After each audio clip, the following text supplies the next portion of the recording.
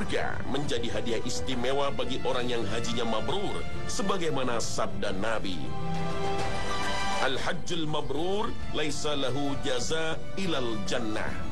Hadis sahih riwayat Bukhari. Mabrur diambil dari kata al-birru, artinya kebaikan.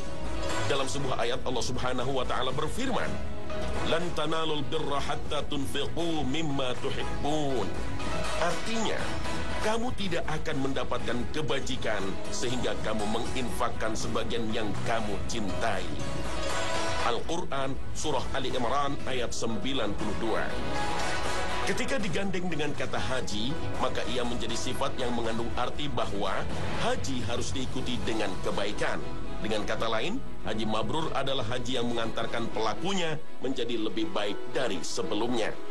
Orang-orang yang selalu mentaati Allah Subhanahu wa taala dan menjauhi segala yang dilarang disebut al-abrar. Kelak mereka di hari kiamat akan ditempatkan di surga. Innal abrara lafi na'im. Al-Quran Surah Al-Infitar ayat 13. Bila digabung antara ayat ini dengan hadis tentang haji mabrur, menjadi titik temu yang saling melengkapi, bahwa haji mabrur akan selalu ditandai dengan perubahan dalam diri pelakunya, dengan mengalirnya amal soleh yang tiada putus-putusnya, sehingga setelah berhaji dia akan tergolong kelompok al-abrar, dan pahala yang kelak akan ia dapatkan adalah surga. Seorang yang hajinya mabrur akan menjadikan masjid sebagai tempat yang menyenangkan, sebagaimana ia terharu dan menangis di hadapan Ka'bah dan makam Nabi. Seorang yang hajinya mabrur tidak akan pernah terlintas dalam pikiran, perkataan, dan perbuatannya yang menjurus pada kemaksiatan. Bagaimana mungkin orang yang telah dimuliakan di hadapan para malaikat masih senang berbuat maksiat? Dia juga tidak akan rela bila mulut yang telah basah oleh kalimat talbiyah dan zikir ternodai dengan dusta. Seorang haji mabrur sadar dirinya akan menjadi teladan baik dalam tutur kata maupun perilaku. Seorang haji mabrur tidak akan diperbudak dengan obsesi duniawi dan melupakan tanggung jawabnya terhadap keluarga. Ia akan makin memuliakan dan mendoakan orang tuanya. Ia makin sayang terhadap istri dan anak-anaknya, serta menjaga mereka terhindar dari perbuatan dosa. Kesuksesan tidak berarti menjadi kaya atau karir yang menjulang tinggi, sementara keluarga dibiarkan tidak memahami tujuan hidup sesungguhnya untuk meraih ridha Allah. Haji mabrur akan berempati dan memiliki kepedulian terhadap orang-orang di sekitarnya, tetangga, anak-anak yatim, orang-orang fakir dan miskin. Ia selalu bertanya, apa yang bisa dilakukan untuk mereka? Sungguh, haji mabrur kehadirannya bagai cahaya matahari yang menerangi kegelapan, menumbuhkan pohon layu, dan menyuburkan tanah yang gersang. Haji mabrur adalah kekuatan yang bisa membangunkan keluarga dan masyarakat. Karena itu, seorang yang hajinya mabrur seharusnya bisa mendatangkan keberkahan bagi lingkungan di sekitarnya. Sayangnya, ibadah haji saat ini telah mengalami pergeseran makna. Setelah melaksanakan ibadah haji, kita biasa dipanggil haji untuk kaum laki-laki atau hajjah untuk kaum perempuan. Bagi sebagian orang, sebutan itu telah menaikkan status sosial baru. Ada rasa bangga, meskipun hanya kebanggaan semu, karena tidak dibarengi konsekuensi dan tanggung jawab untuk melakukan perubahan sosial. Padahal, ibadah haji bertujuan untuk memperbaharui tauhid kita, sebagaimana tergambar dalam doa saat wukuf di Arafah.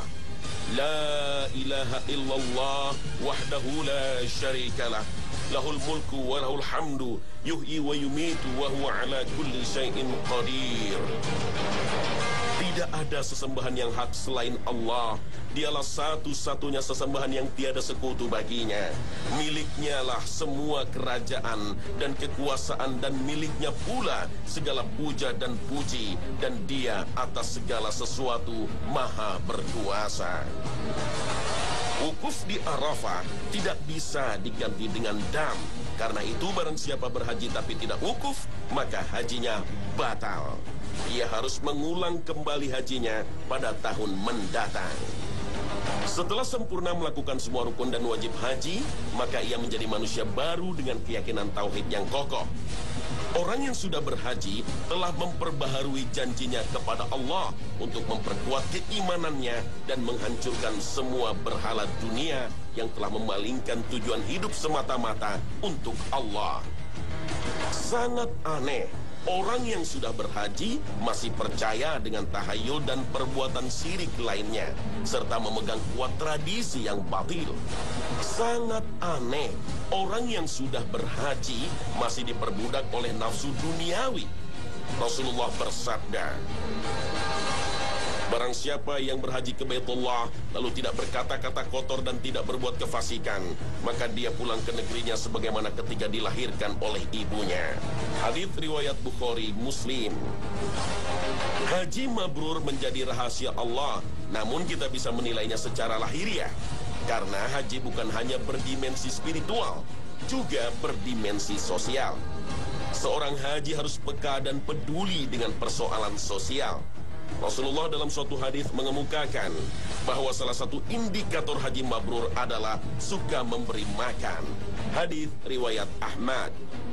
Kata memberi makan di dalam hadis ini tentu bukan sekadar memberi makan, juga bermakna luas, yaitu memberikan segala bantuan kepada mereka yang membutuhkan. Ibadah haji bertujuan untuk menumbuhkan semangat pengorbanan yang tinggi dan kesungguhan dalam melakukan berbagai tugas pengabdian kepada Allah Subhanahu wa Ta'ala. Karena itu, teladanilah para haji di masa lalu sebelum era kemerdekaan. Mereka telah mengobarkan pemberontakan kepada penjajah. Mereka rela menyerahkan raga dan jiwanya kepada Allah demi meraih kebebasan dan kemerdekaan. Sejatinya, saat ini kita masih dijajah. Bangsa ini tidak lagi memiliki kemerdekaan dalam bidang ekonomi dan budaya, bahkan politik. Karena itulah, kobarkan kembali pemberontakan dengan cara menjadikan para haji sebagai agen perubahan sosial. Allah Ta'ala berfirman,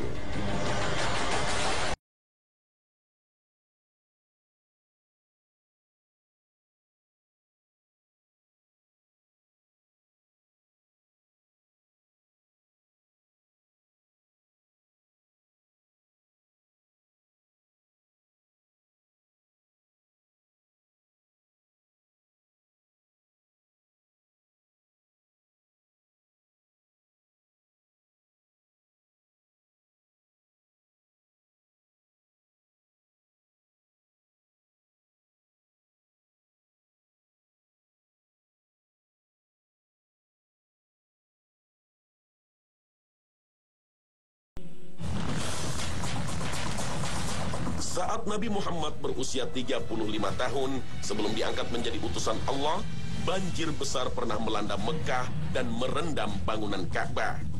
Untuk memperbaiki Ka'bah, bangsa Quraisy sepakat meruntuhkannya. Namun tak ada yang berani, khawatir mendapat kutukan, hingga muncullah seorang pemuda pemberani bernama Al-Walid bin Al-Mughirah Al-Makhzumi yang pertama merobohkan bangunan Ka'bah. Karena kehabisan dana, pembangunan Ka'bah menyisakan bangunan Ka'bah di bagian utara seukuran 6 hasta yang dikenal dengan Hijr Ismail. Hijr Ismail disebut juga Al-Hakim, artinya bentuk bangunan tembok rendah dan terbuka setengah lingkaran. Hijr Ismail artinya kamar Ismail. Dulunya merupakan bangunan rumah dari batang kayu beratapkan dedaunan yang dibuat oleh Nabi Ibrahim untuk kediaman Nabi Ismail dan ibunya, Hajar. Dan konon di tempat ini pula jenazah keduanya dikuburkan. Meskipun hadis ini dinyatakan dhaif oleh sebagian ulama hadis. Saat itu muncul perselisihan di antara kabilah kaum Quraisy, siapa yang berhak untuk memasukkan Hajar Aswad. Perselisihan yang nyaris memicu pertumpahan darah berhasil diselesaikan setelah seorang pemuda bernama Muhammad yang kemudian diangkat menjadi seorang nabi mengusulkan agar keempat suku mengangkat Hajar Aswad secara bersama menggunakan secari kain. Sepeninggal Rasulullah, Ka'bah pernah direnovasi pada masa Abdullah bin Zubair. Ka'bah berubah memiliki dua pintu. Satu pintu dekat Hajar Aswad, satu pintu lagi dekat sudut Rukun Yamani, lurus dengan pintu dekat Hajar Aswad. Hijr Ismail juga dibangun bersatu dengan bangunan Ka'bah. Bangunan yang dikerjakan Abdullah bin Zubair kembali dipugar oleh Khalifah Abdul Malik bin Marwan, Khalifah kelima Bani Umayyah. Ka'bah dikembalikan pada bangunan awal pada masa awal bangsa Quraisy. Pintu kedua yang berada di sebelah barat dekat Rukun Yamani ditutup, dan Hijr Ismail dikembalikan seperti semula berada di luar bangunan Ka'bah. Namun Khalifah Abdul Malik menyesal telah memugarnya, karena yang dilakukan Abdullah bin Zubair sesuai dengan keinginan Rasulullah. Seperti hadis yang diriwayatkan Aisyah radhiyallahu anha, ia berkata, "Dahulu aku ingin sekali masuk ke Baitullah dan sholat di dalamnya.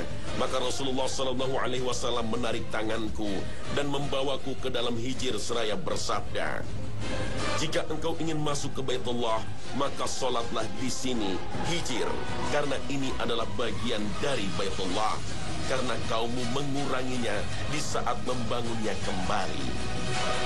Pada masa Khalifah Harun al-Rashid, bangunan Ka'bah akan dikembalikan seperti pada masa Abdullah bin Zubair. Namun, Imam Malik menasihati Khalifah agar tidak mudah merubah bangunan Ka'bah sesuai dengan kehendak setiap pemimpin, karena akan mengurangi kesakralan Ka'bah di hadapan umat. Selain mengalami berkali-kali pemugaran, Ka'bah pernah mengalami penyerangan. Serangan terhadap Ka'bah yang paling terkenal terjadi pada tahun 571 Masehi, tahun kelahiran Nabi Muhammad. Kala itu sebanyak 60.000 pasukan gajah yang dipimpin oleh Gubernur Yaman Abraha berencana menyerbu Mekah dan menghancurkan Ka'bah. Namun saat itu Allah mengirim ribuan burung ababil. Burung-burung ini membawa 3 butir batu panas di kedua kakinya dan paruhnya. Dilepaskannya batu-batu di atas tentara gajah. Batu yang konon berasal dari neraka itu menembus daging para tentara dan gajah-gajah mereka. Sebuah tafsir mengatakan burung-burung itu membawa penyakit cacar yang menyebabkan para tentara Abraha tewas akibat bisul yang sangat panas. Kisah ini diabadikan dalam surat Al-Fil. وَأَرْسَلَ عَلَيْهِمْ طَيْرًا أَبَابِيلَ تَرْمِيهِمْ بِحِجَارَةٍ مِّن سِجِّيلٍ. Peristiwa berdarah lainnya terjadi pada 20 November 1979. Kala itu ratusan orang bersenjata menguasai Masjidil Haram dan menyandera puluhan ribu jamaah haji. Penyanderaan dipimpin oleh Juhaimin ibnu Muhammad ibnu Sa'if al-Otaibi yang mendaulat saudara iparnya Muhammad bin Abdullah al-Qahtani adalah Imam Mahdi atau sang penyelamat akhir zaman. Militan Otaibi ini memaksa para jamaah untuk tunduk kepada Al-Qahtani sebagai Imam Mahdi. Penyanderaan berlangsung selama 2 minggu sebelum akhirnya para militan diberantas oleh pasukan bersenjata gabungan antara Arab Saudi dengan beberapa negara. Allah Ta'ala melindungi Ka'bah dari kehancuran selama para penjaga tanah haram dan umat Islam masih menjaga tauhid yang lurus dan menjauhi kesyirikan. Allah menjaga Ka'bah dari serangan pasukan gajah. Tapi pada akhir zaman, dengan hikmahnya, Allah membiarkan Ka'bah dihancurkan oleh Zusuwaikatain.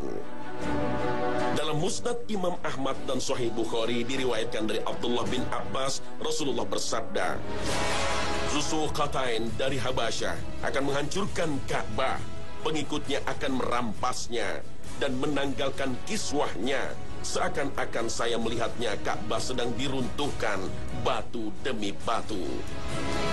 Inilah tanda yang nyata menjelang hari kiamat tiba. Saat itu orang-orang beriman diwafatkan lebih dulu dan yang tersisa hanya orang-orang kafir. Wallahu a'lam. Pemirsa Khazanah, setelah menjalankan ibadah haji, mudah-mudahan makna haji terus membekas dalam jiwa. Tauhid kita makin kuat dan makin gemar beramal soleh sehingga kita meraih derajat haji yang mabrur. Bagi yang belum berhaji, mudah-mudahan Allah Ta'ala berikan kemampuan baik harta maupun raga untuk makin menyempurnakan keislaman kita. Terima kasih atas perhatian Anda dan wassalamualaikum warahmatullahi wabarakatuh.